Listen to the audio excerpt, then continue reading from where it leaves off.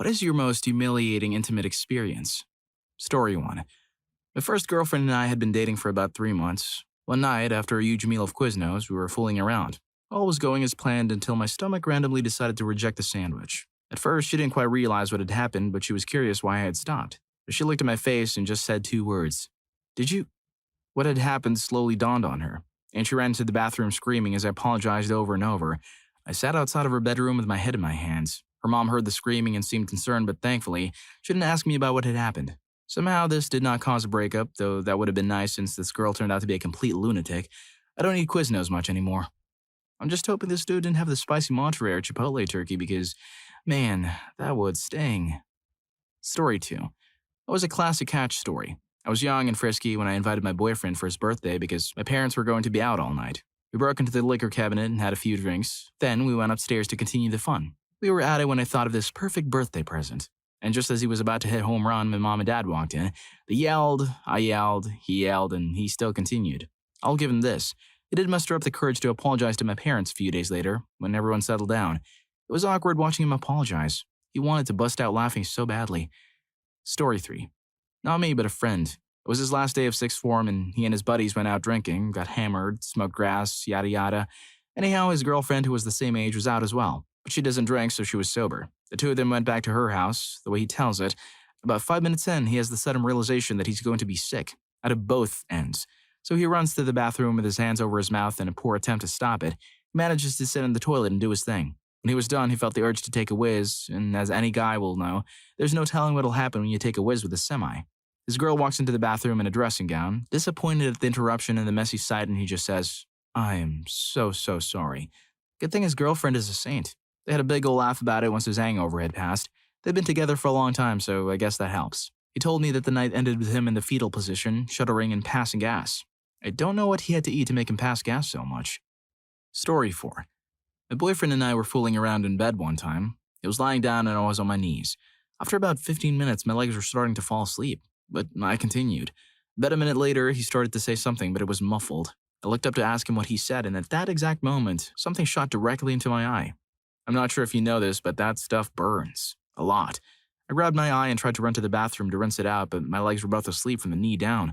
I fell flat on my face. So he's laughing hysterically while I'm rolling on the floor, clutching my eye and groaning. It was quite the scene. This is like a scene out of the Scary Movie franchise. Hilarious. If you think this bedroom surprise was funny, the dude's surprise in Story 8 is epic. Story 5. I have several health problems. One of them is that my sense of balance is messed up and I get very dizzy extremely easily, even more so during certain activities like running, jumping, and, of course, physical relations. So one day many years ago while sleeping with my then-girlfriend, I noticed the room was starting to spin. I told her that I needed to stop, but she insisted on continuing since she was almost there. In my foolish pride, I tried to ensure her satisfaction and kept on going until I suddenly completely lost all sense of direction and fell off her and the bed, landing with a loud bang on the ground. She was unable to help me because she was constrained. Alarmed by the noise, her parents and little sister stormed into the room, only to discover me lying there, unable to get up or cover myself. Well, everyone found it rather funny, except for the little sister who ran away shrieking. My girlfriend was mad at her family for storming in, while I was mortified. Now that I think of it, the only ones laughing were her parents. Story 6. One fine day after school, I decided to head to my girlfriend's apartment, where she shared a room with another girl who was not back from school yet. We started fooling around and all of a sudden, my girlfriend wanted me to have a little fun. This was my first time and I did not have any rubber with me at the time, but my frisky brain was just overwhelmed by it. So without protection, we were going at it when I realized I was about to hit the home run. My girlfriend and I started freaking out and we quickly removed her bedding and replaced it with a new one. Then we realized that the roommate's favorite teddy bear had taken some to the face. We can't wash it because it would make her roommate suspicious, so I just used a tissue to wipe it. After cleaning up, me and my girlfriend decided to bathe together. After, as we walked out, we looked to see who was already home. The roommate. She stared at me and gave the what the fuck look. I felt super awkward and left the place immediately. That night my girlfriend called me and said, her roommate is asleep and she's hugging the teddy bear close to her face. Story 7. I was vacationing at a resort in Mexico where me and my friends met these two hot sisters. One of my friends hit it off with the younger sister and I started talking to the older one. However, being the tool that I was or talked...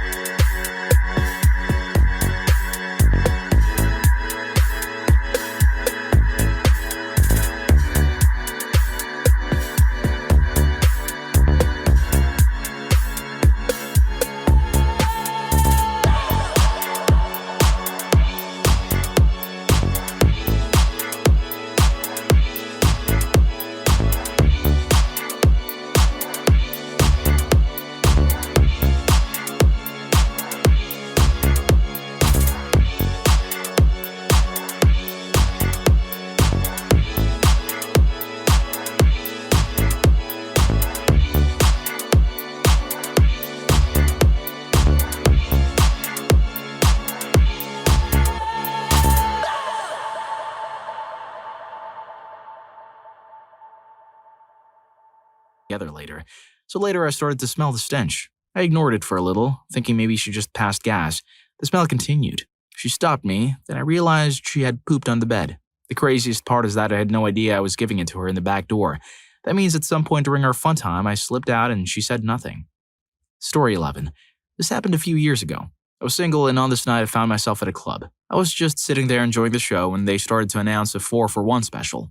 A very attractive dancer approached me and took me by the hand to the back area.